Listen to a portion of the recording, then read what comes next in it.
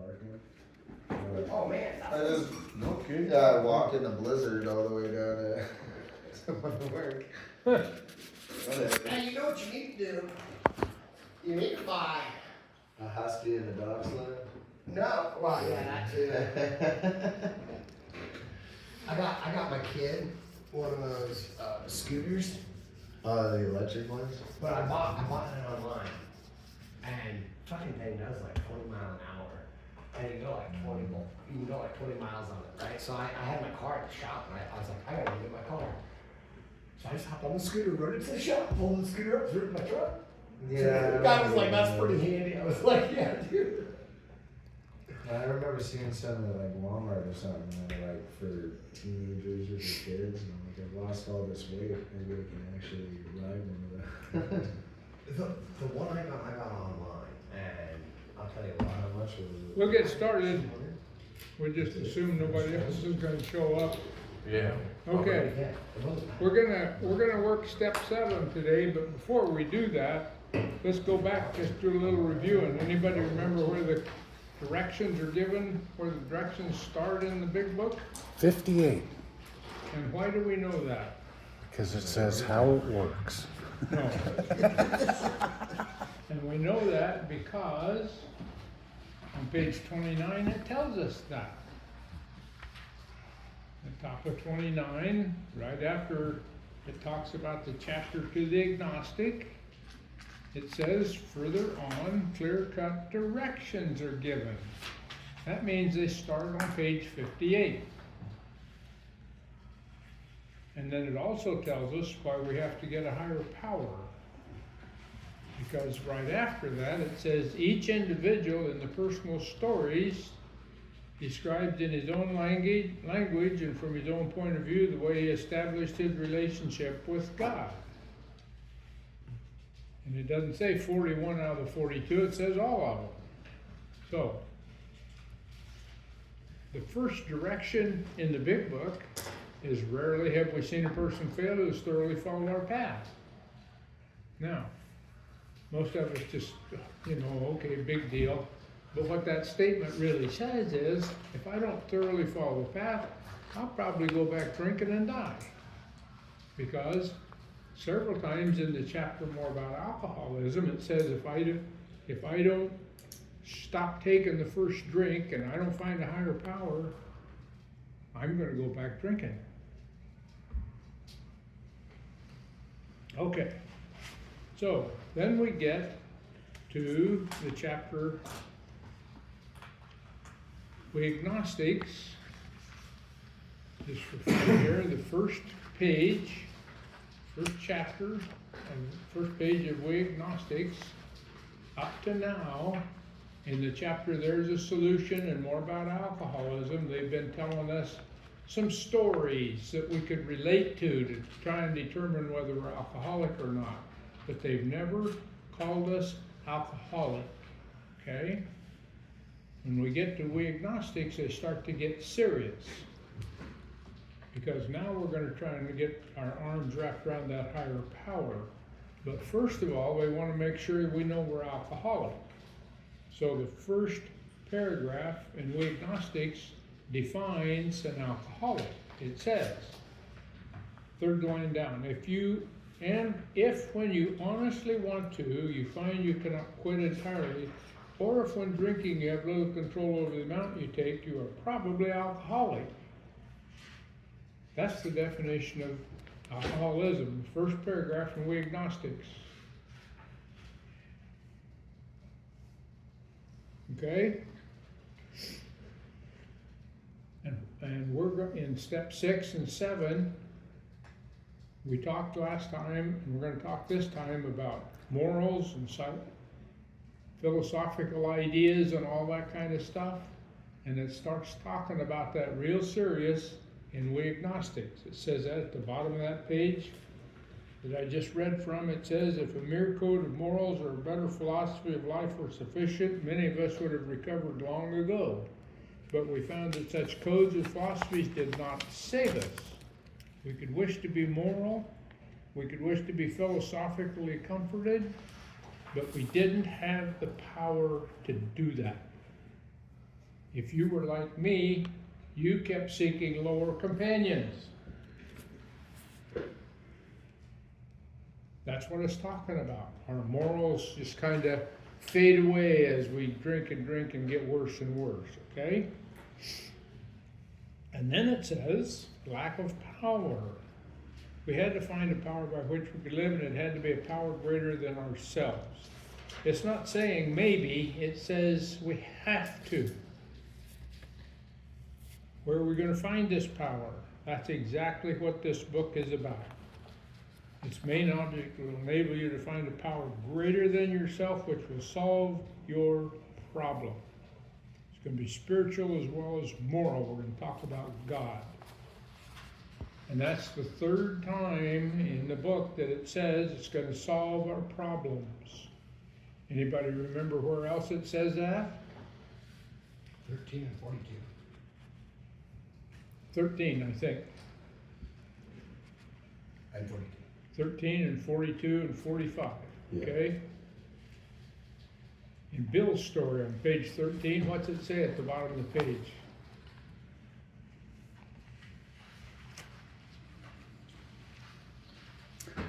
My friend promised when these things were done, I would enter upon a new relationship with my Creator, that I would have the elements of a way of living which answered all my problems. Yes. A way of living which will solve all my problems. And that is in there right after the third step and the seventh step prayer, okay? Right after I humbly turn myself over to God as I understand God. Okay? So that's kind of how the book starts to be laid out.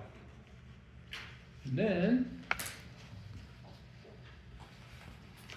we could go over it all again. We're not gonna.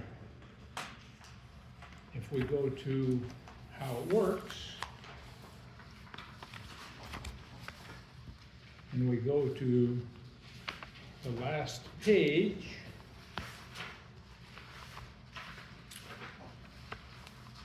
which is page 60 and 61, actually 60, step 12 says that we're supposed to practice these principles in all our affairs. And then in that next paragraph it says, none of us have been able to maintain anything like perfect adherence to these principles. The point is, we're willing to grow along spiritual lines. The principles we have set down are guides to progress. We claim spiritual progress rather than spiritual perfection. So in how it works, in the first paragraph it talks about honesty. In that last paragraph, in step 12, it talks about principles. So what are we talking about? This little card I handed out, everybody get one? Honesty, principles, character, morals. Honesty, refusing to lie, cheat, steal, or deceive in any way. That's a big one. That means I can't bullshit anybody or myself.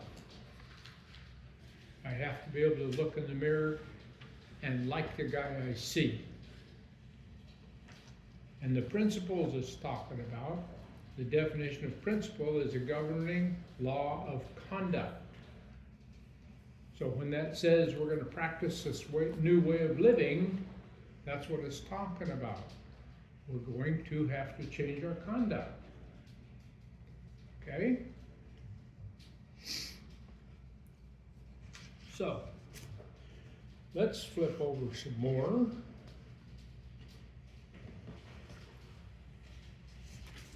Let's see if we can get to where I want to get to.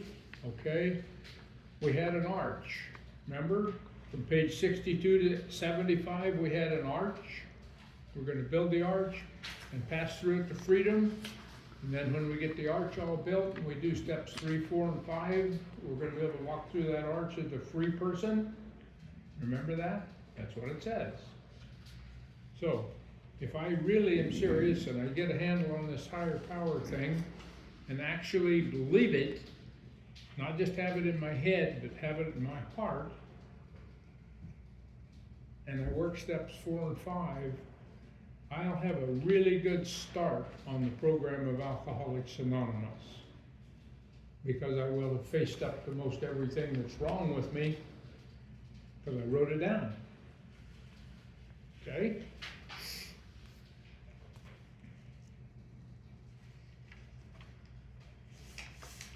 Then we did, if you remember, we did step 69 and 70. And what did we find there? We found how to work a searching and fearless moral inventory. Not a searching and fearful immoral inventory, which is what I just did when I worked step 4 and 5. I did a searching and fearful immoral inventory. I wrote down all the bad shit in my life, everything that I'd done.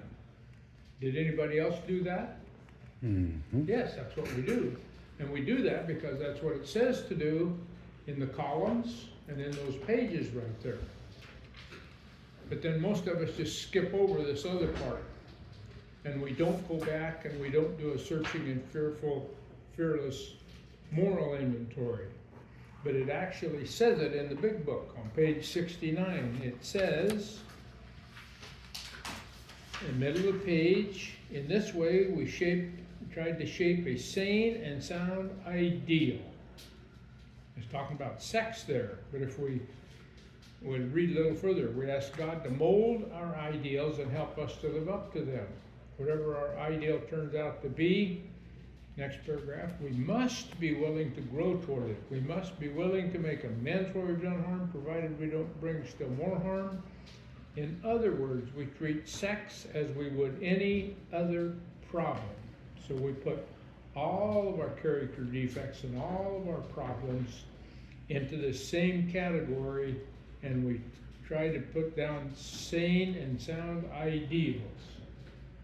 The best way to handle that is to decide who I want to be when I grow up and put down things that I want to do and things I don't want to do. Okay? I don't want to rob banks. I don't want to speed and get tickets. I don't want to scream and holler at people and injure them in any way, so I have to change my behavior. Okay? If you remember, we talked about the do's and don'ts, wills and won'ts in there. It's easier for me to come up with that kind of a list than it is to try and figure things out a different way. Then on page 70 it says, because in how it works, it says that we're going to make spiritual progress. We're not going to be perfect. And on page 70 it says, suppose we fall short of the chosen ideal and stumble. Does this mean we're going to get drunk? Some people tell us so, but it's only a half-truth. It depends on us and on our motives. If we are sorry for what we have done and have the honest desire to let God take us to better things, we believe we will be forgiven and will have learned our lesson. So if I really want to change and I really want to get better, God's not going to abandon me. He's going to forgive me and help me along, try and help me be better. But if we are not sorry, if I keep robbing banks, keep stealing horses, if we are not sorry and our conduct continues to harm others, we are quite sure to drink. We are not theorizing. These are facts out of our experience. So they tell us exactly what we're supposed to do. And then the next paragraph says, we earnestly pray for the right ideal in each questionable situation, for the strength to do the right thing. And that's the first time it talks about doing the right thing in the big book. And why is that important? If you look at that little card I handed out and look at morals, it says excellence in practice and conduct, concerned with establishing principles of right and wrong in behavior. So if I'm going to do as many right things as I can, I'm gonna have to change my behavior and kinda act that way, okay?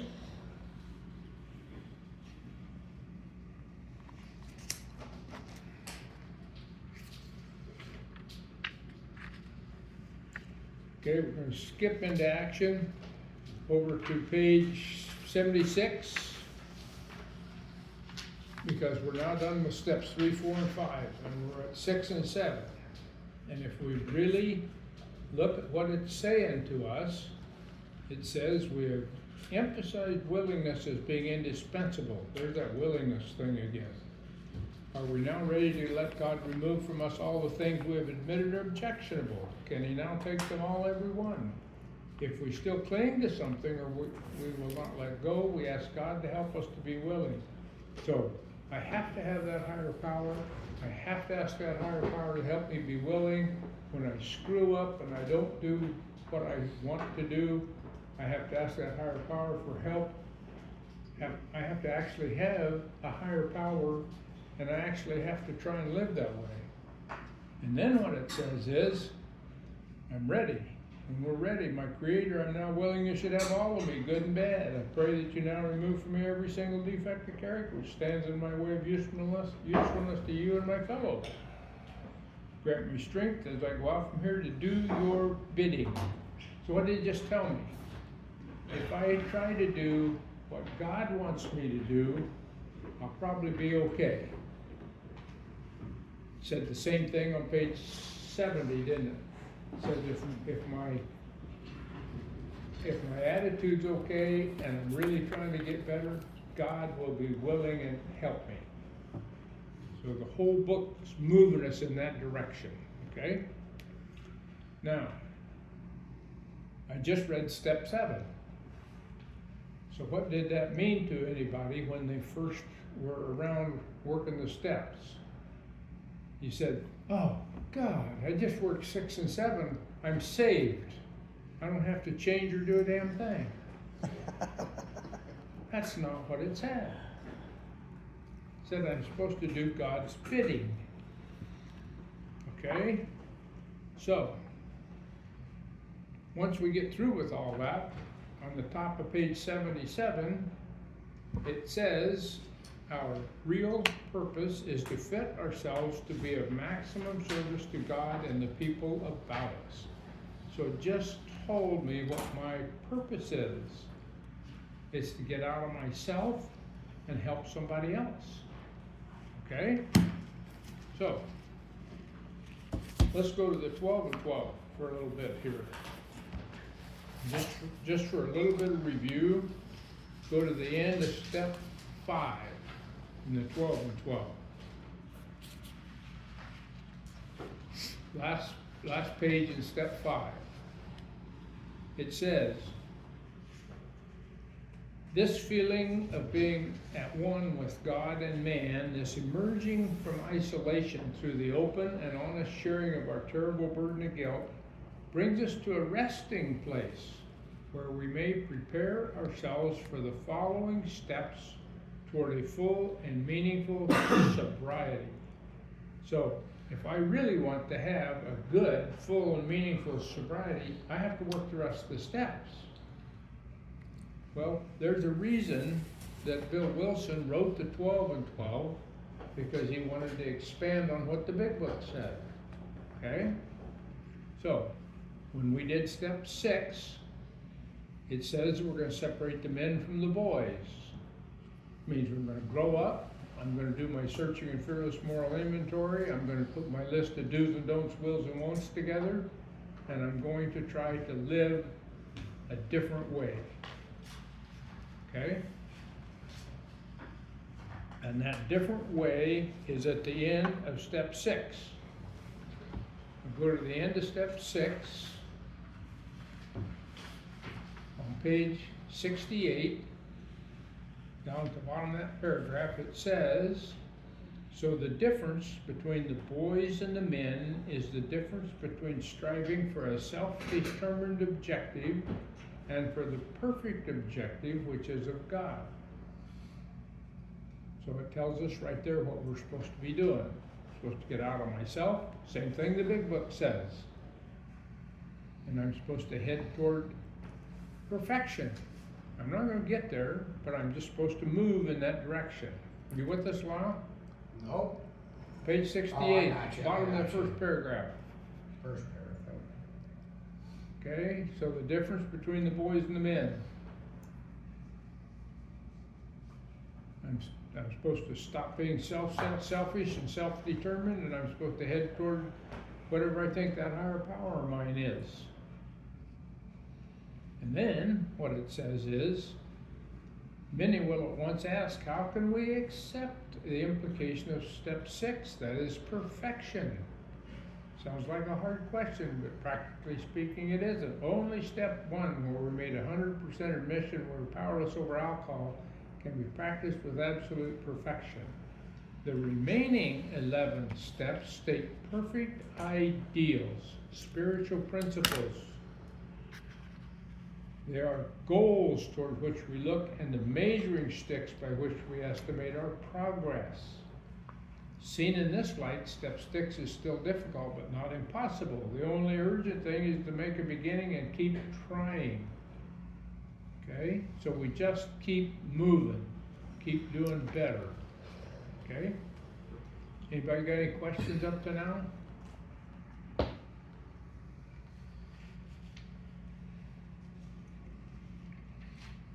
We're just supposed to just keep trying to improve.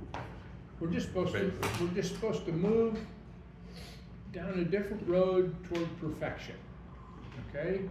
And you know, if perfection's a mile long and I only get a quarter of a mile, that's a hell of a lot further than I was when I started, because I was at 0. So I just keep moving in that direction.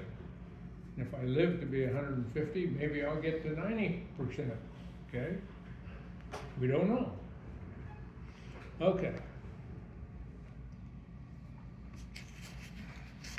If you didn't get it, I handed out all the character defects that are in the big book that I found. Instead of working on those and working on our instinctual drives that are out of balance, it's just easier to set up do's and don'ts, wills and won'ts for me. Because I can put down what I don't want to do, and then I have to discipline myself to not do that. And why is that important? If I go to that little sheet again on where it says character is moral firmness through self-discipline. So all of those things in the big book that it talks about have a meaning. And if I know what those meanings are, then I can work toward becoming different. Okay? So, let's see if we can find out more about what step 7 is all about by going through the 12 and 12. So we'll go around the table and read. Start us off, Fred. Step 7.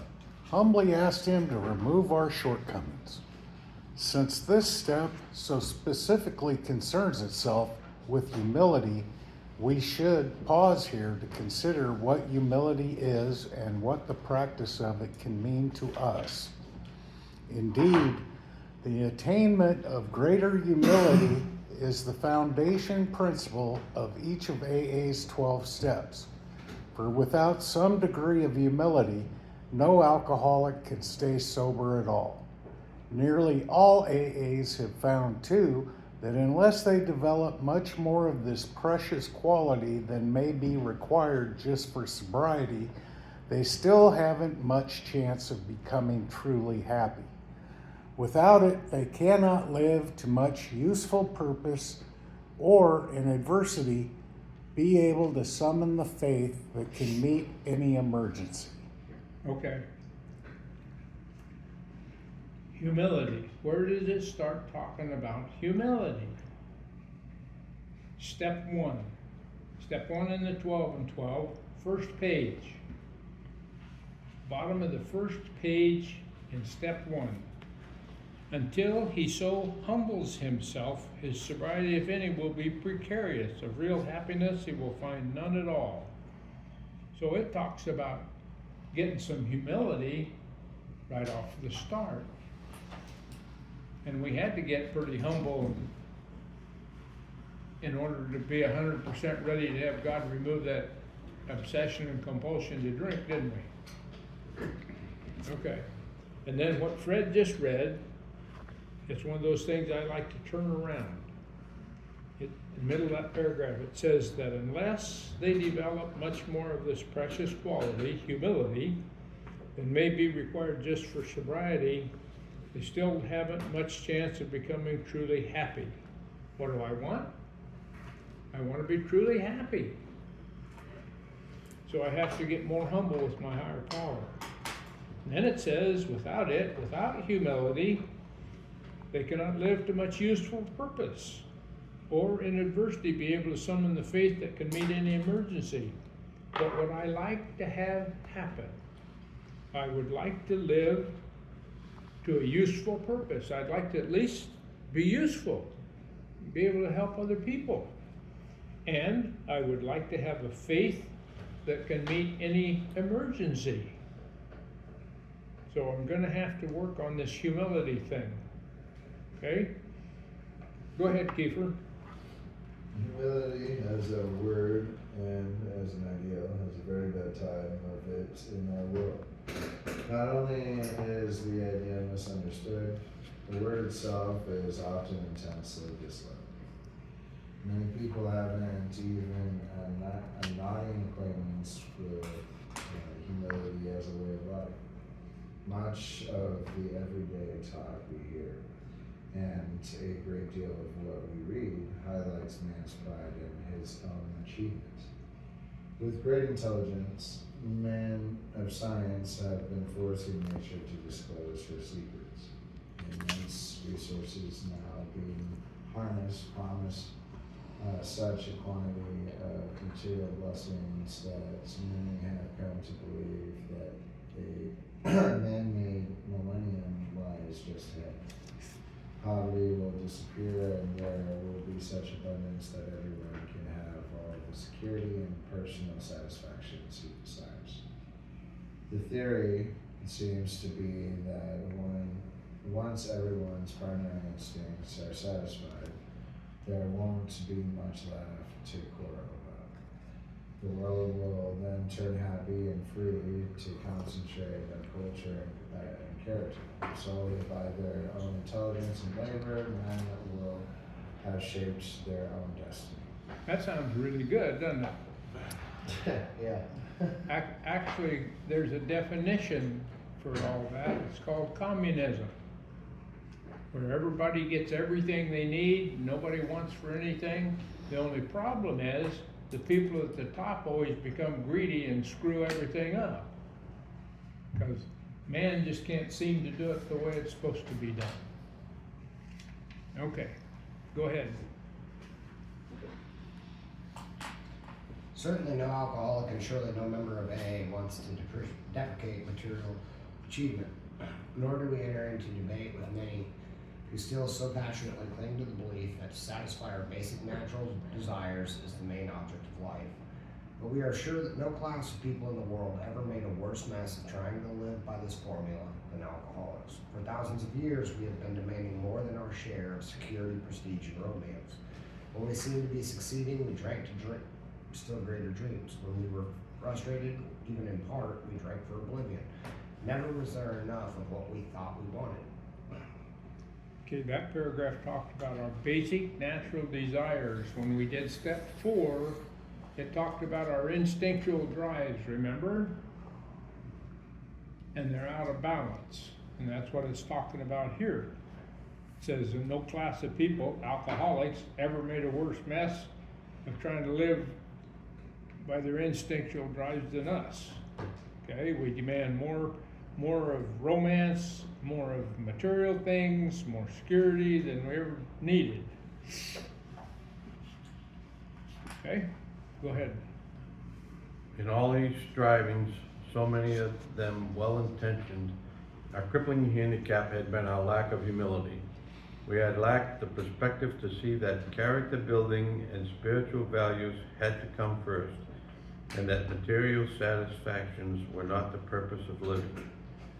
Quite characteristically, we had gone all out in confusing the ends with the means.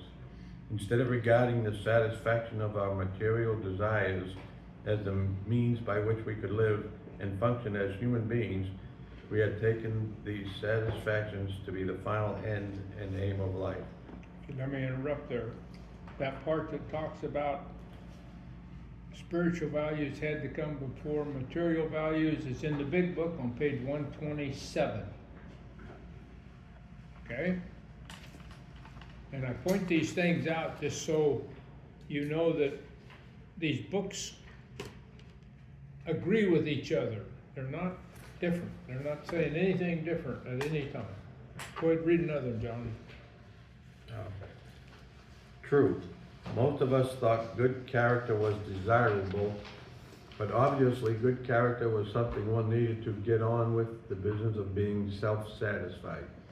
With the proper display of honesty and morality would stand a better chance of getting what we really wanted. But whenever we had to choose between character and comfort, the character building was lost in the dust of our chase after what we thought was happiness. Seldom did we look at character building as something desirable in itself, something we would like to strive for whether our instinctual needs were met or not. We never thought of making honesty, tolerance, and true love of man and God the daily basis of living. So, we like character building until it gets in the road. And it threatens something that we really want, okay? So what it's really saying is, because the definition of character is moral firmness through self-discipline, a quality and distinguishing attribute.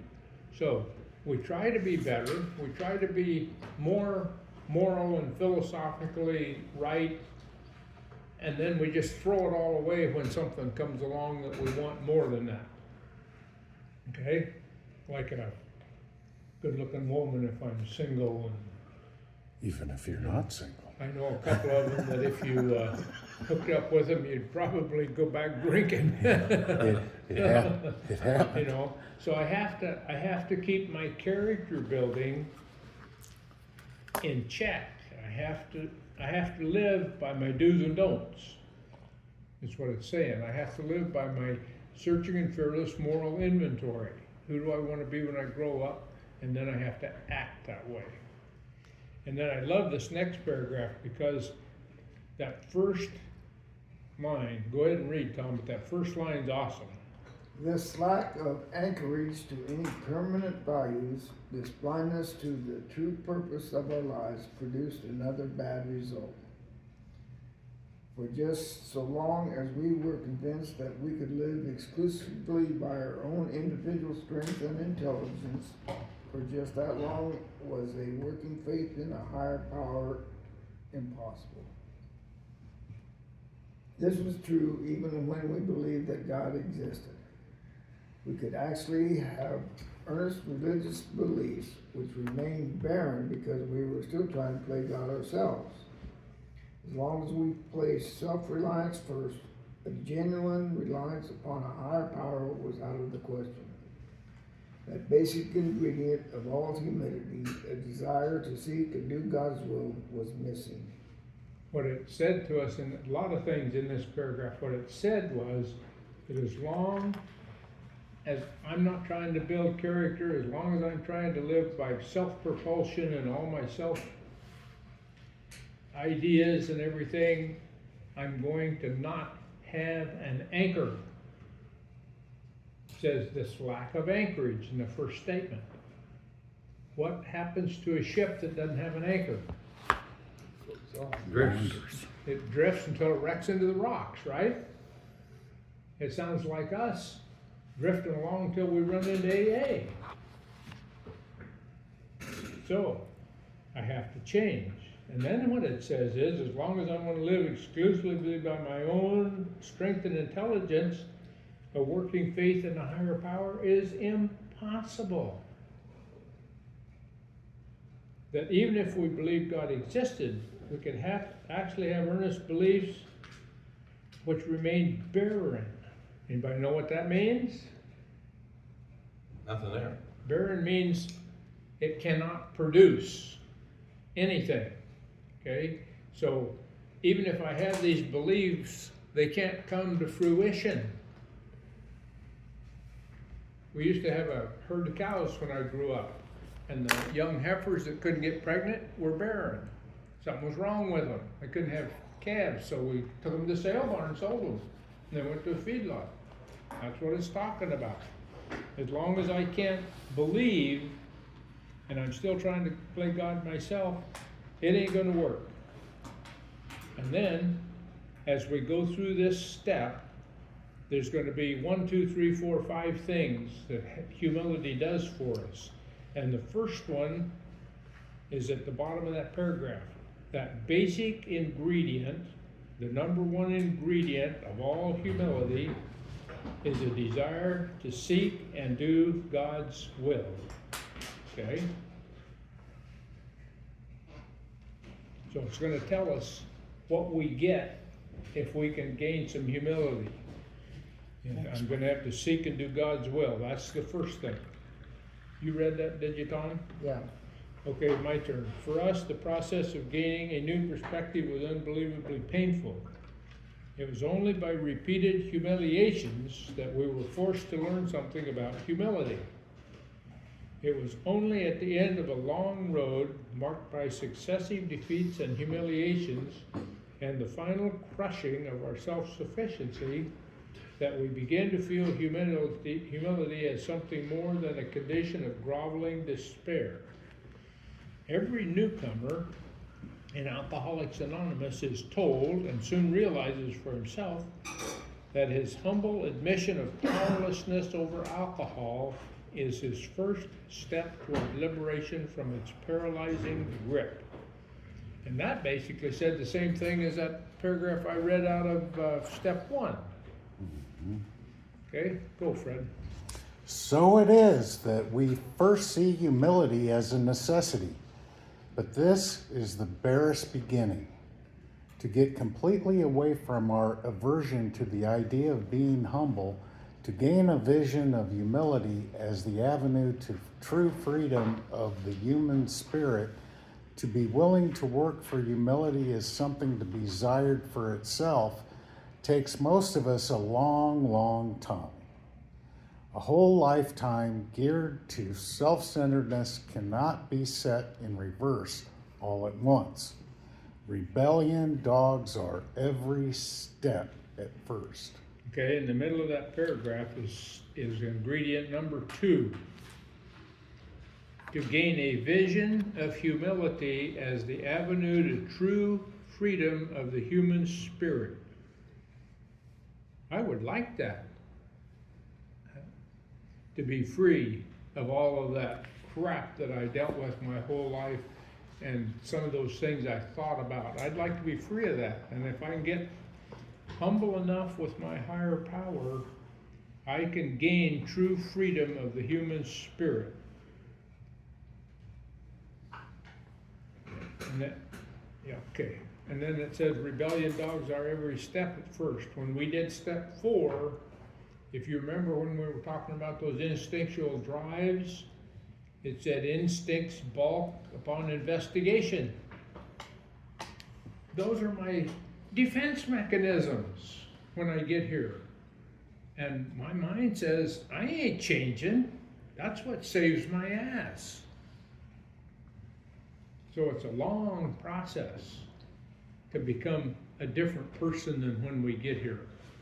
It only takes about 25 years, you know. But if I keep working at it, I get better every year.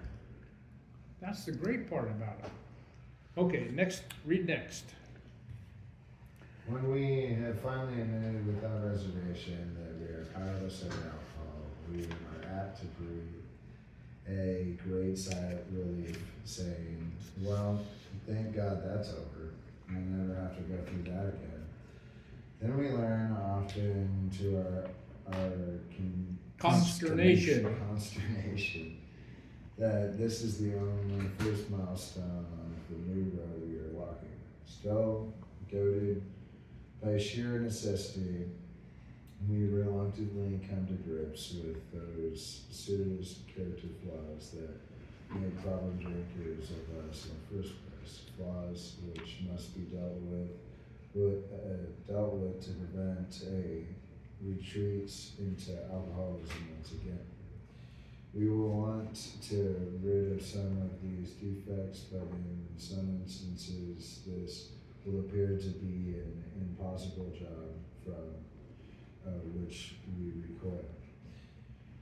And we cling with a passionate persistence to others which are just as disturbing to our equilibrium, because we still enjoy them too much. How can we possibly summon the resolution and the willingness to get rid of such overwhelming compulsions and desires? And that's the beautiful part of doing a list of do's and don'ts, wills and wants, because I can change it anytime I want to. I'm gonna have some things on my list, particularly to start with, that I'm gonna do. I'm gonna have some things on there that I've been doing my whole life that I really don't wanna give up. But 2 years from now, maybe I don't really wanna do that again. So I take it off my do list, put it on my don't list. And I can change those things anytime. Whenever I have a character defect that I want to get rid of, I just put it on my don't list. Don't do that. And then I have to look in the mirror and say, I'm not going to do that. Or if I do that, I'm going to have to sit down and I'm going to pray to that higher power to help me change and be better. Okay, go ahead.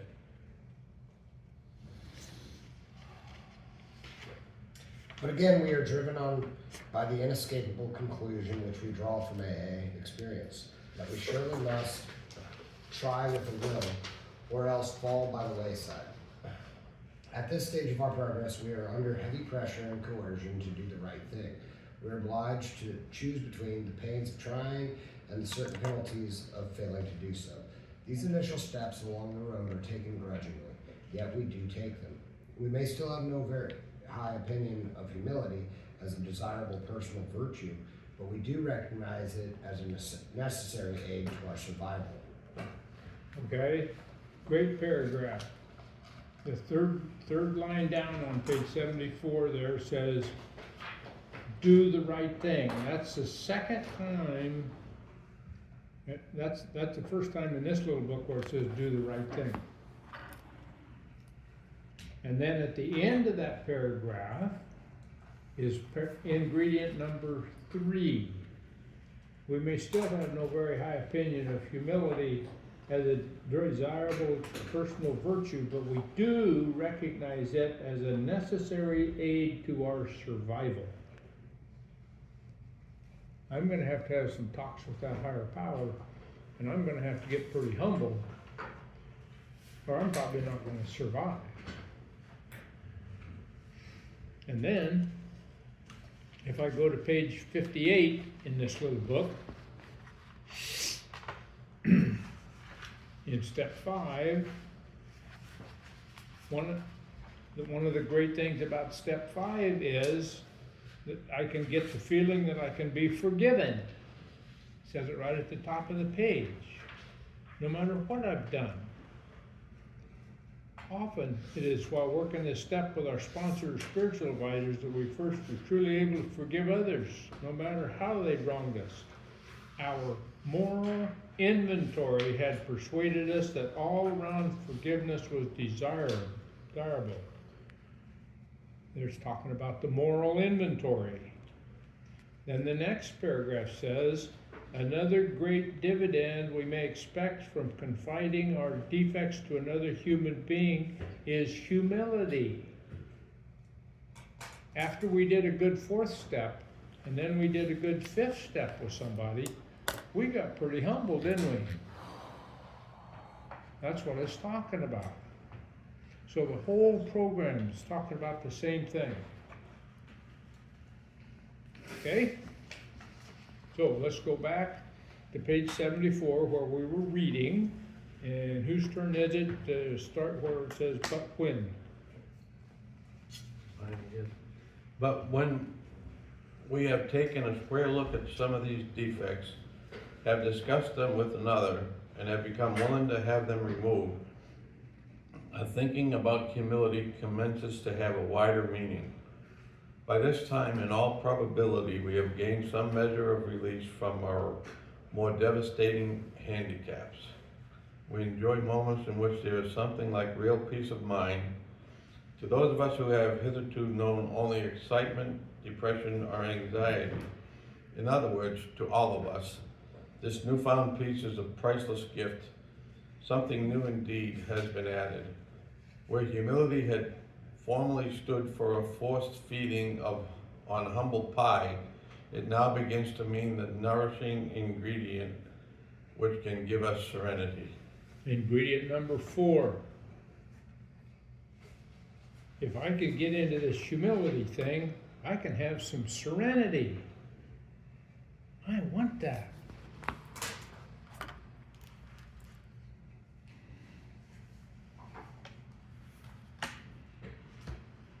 Go ahead, Tony. This improved perception of humility starts another revolutionary change in our outlook. Our eyes begin to open to the immense values which we have come straight out of painful ego puncturing. Until now, our lives have been largely devoted to running from pain and problems. We fled from them as from a plague. We never wanted to deal with the fact of suffering. Escape via the bottle was always our solution. Character building through suffering might be all right for the saints, but it certainly didn't appeal to us. Then in AA, we looked and listened. Everywhere we saw failure and misery transformed by humility into priceless assets. We heard story after story of how humility had brought strength out of weakness. In every case, pain had been the price of admission into a new life. But this admission price had purchased more than we expected. It brought a measure of humility, which we soon discovered to be a healer of pain. We began to fear pain less and desire humility more than ever. What he just read was ingredient number 5. Humility, which we soon discovered to be a healer of pain. So the more humility I can get, the closer I can get with that higher power, the more I can rely on that higher power, the less pain I'm going to have. Why is that? Because I'm going to be doing less stupid things.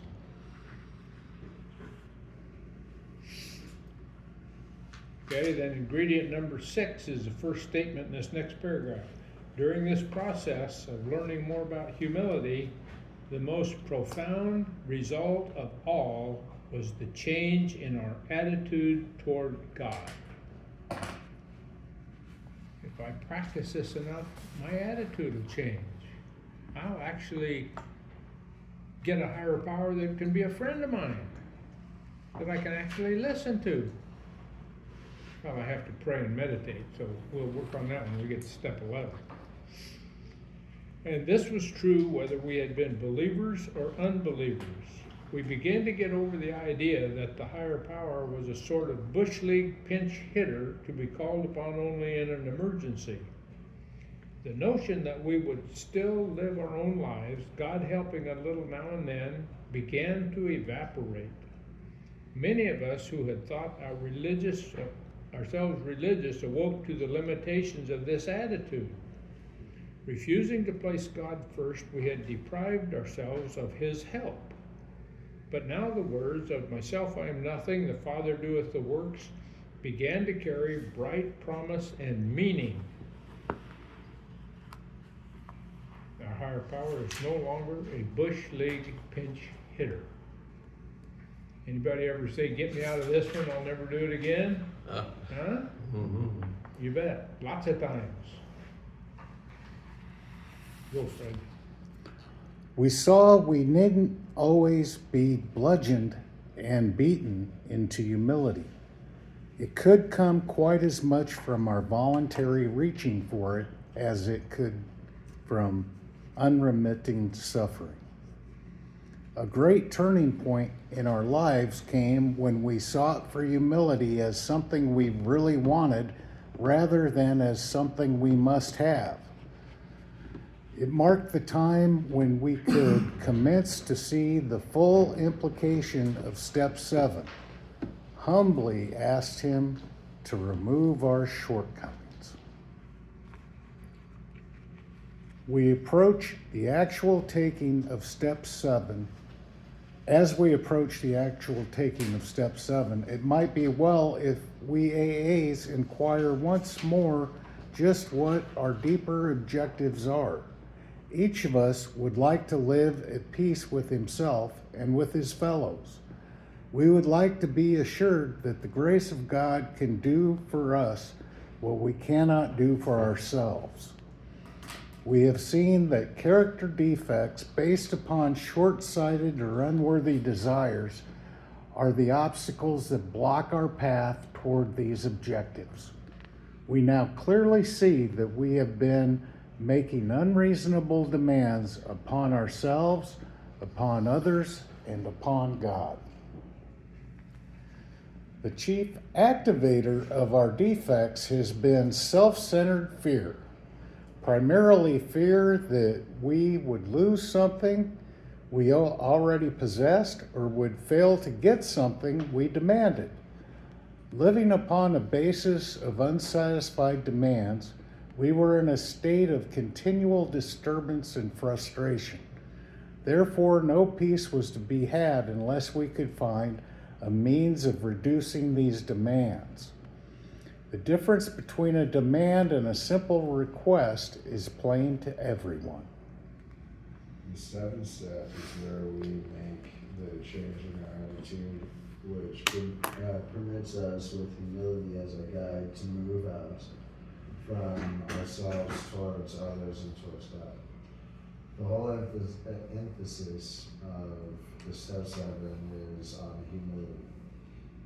It is really saying to us that we ought to be willing to try humility in seeking the removal of our shortcomings, as we did when we admitted that we were powerless over alcohol. We then came to believe that power greater than ourselves could restore us to sanity.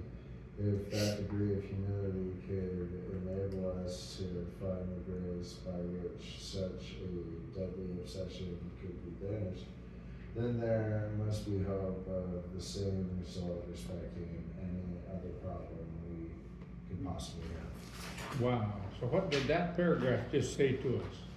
It said, at the bottom, if that degree of humility, remember when we said, God, take away my desire to drink, I can't handle it anymore, and we were 100% ready, and that desire to drink went away? If such a degree of humility could enable us to find the grace by which such a deadly obsession could be banished, then there must be hope of the same result respecting any other problem we could possibly have. The difference is, I have to be 100% ready. I have to really be frickin' serious about not doing something anymore in order for God to take that away from me. But if I am 100% serious, it won't even bother me anymore, just like drinking doesn't bother me. God has told us that. He helped write these books. Okay, the next thing is, at the top of that paragraph, it says, the 7th step is where we make the change in our attitude, which permits us, with humility as our guide, to move out from ourselves toward others and toward God. Okay? Now, we've done 6 and 7 the last 2 times here. Go to that last page in step 6. We read it a little earlier. I'm just going to tie these 2 steps together, okay? In step 6 on page 68, at the bottom of that first paragraph, it says, so the difference between the boys and the men is the difference between striving for a self-determined objective and for the perfect objective, which is of God. Now I go over to the last paragraph in step 7. What did it say? Step 7 is where we make the change in our attitude, which permits us, with humility as our guide, to move out from ourselves toward others and toward God. Exactly the same thing.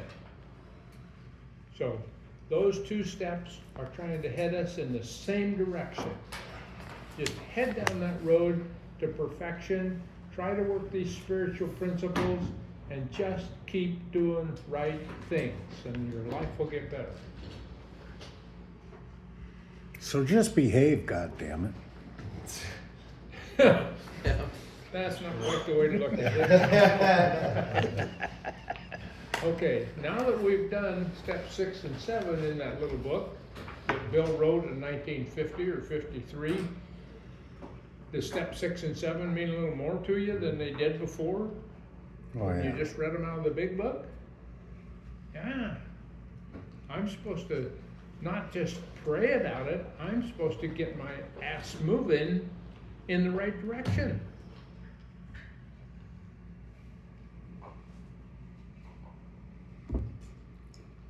Well, you know, I said just behave.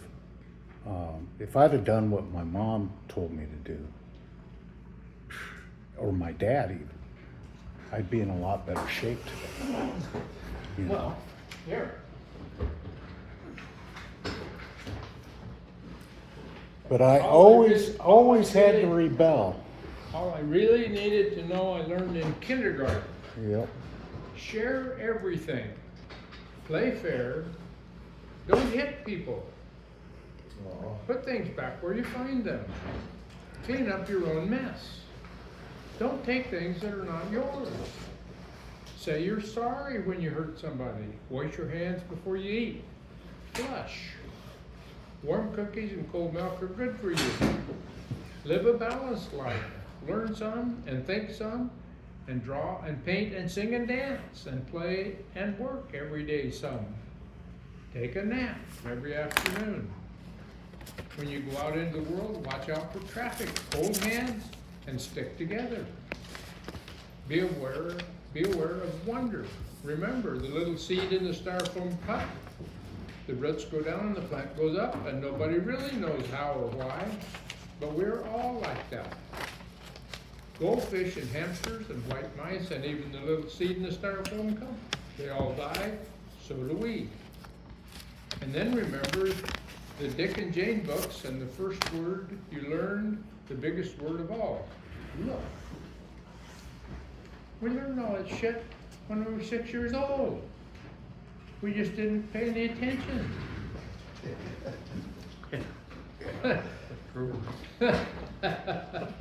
You better run So- some more copies of that, I think, Now, down the now we're in line. kindergarten again. Oh, here we go, yeah. Okay, yeah, if anybody wants to throw a buck in the pot, that'd be good. All right. Thanks, Claire. This is the 15th.